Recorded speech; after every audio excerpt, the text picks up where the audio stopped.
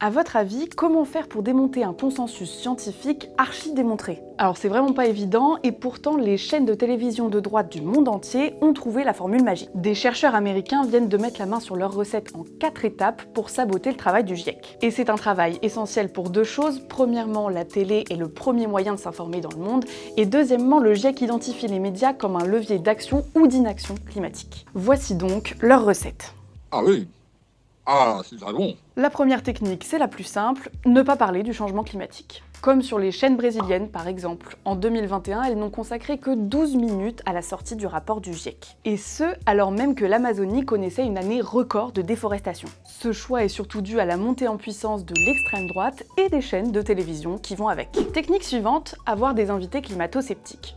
Particulièrement efficace. La chaîne conservatrice américaine Fox News adore ça et on retrouve à peu près la même chose sur CNews en France. En mars dernier, la chaîne invitait par exemple sur son plateau Christian Gérondeau, ancien haut fonctionnaire et climato-sceptique. Il était venu parler de son livre intitulé « Les 12 mensonges du GIEC ». Il nous explique aujourd'hui que 1 degré en un siècle, c'est une catastrophe. On se moque de qui? Entre Lille et Marseille, il y a 5 degrés de différence. Le principe est simple, les invités climato-sceptiques viennent sur les plateaux pour contredire le rapport du GIEC ou minimiser son message. Autre exemple avec Sylvie Brunel, géographe et invitée sur BFM TV en juin dernier. Elle est interrogée sur les records de chaleur et le réchauffement climatique et elle répond ça. Mais enfin, c'est pas invivable, sinon, il faut quand même se souvenir que dans l'histoire de l'humanité, les périodes chaudes ont été des périodes où l'agriculture a été favorisée et que le drame, c'était les périodes froides. Avec ses propos, Sylvie Brunel contredit le GIEC sur les effets du changement climatique, alors qu'au final, l'été 2022 a été le plus chaud jamais enregistré en France. Les invités, c'est une chose, mais les chaînes de droite ont trouvé encore mieux,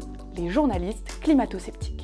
Les chercheurs d'Oxford le pointent du doigt et en France, on se rappelle par exemple du clash entre les journalistes de CNews et l'activiste pour le climat Claire Nouvian. Excusez-moi, oui. Ça fait 25 ans que je travaille avec Non mais parce que vous, oui, mais vous pouvez vous tromper depuis 25 ans, madame. Et oui, oui, je travaille Vous pouvez depuis vous 25 tromper ans. depuis 25 ans. Jacques, gens mais qui sont attends, scientifiques, qui me remettent en cause, madame. Pardonnez-moi de vous le dire.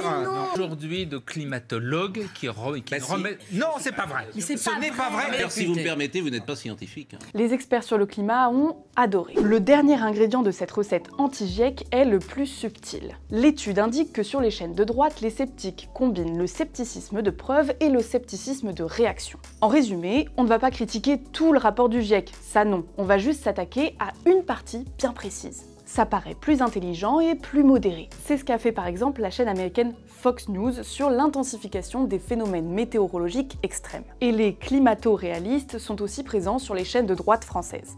Il y a un réchauffement, c'est indéniable. Mais c'est pas lié au CO2.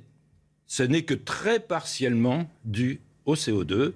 Nous sommes 1 millier de scientifiques d'une trentaine de pays à avoir signé la déclaration « Il n'y a pas d'urgence climatique ». Un mélange de vrai et de faux qui forme un discours encore plus dangereux parce qu'il paraît raisonnable. Et ce qui est assez ironique, c'est que le GIEC pointe justement du doigt ce risque dans son dernier rapport. Le groupe d'experts alerte sur le fait que, dans le cas où ils exacerbent la désinformation, les médias peuvent entraver l'action climatique.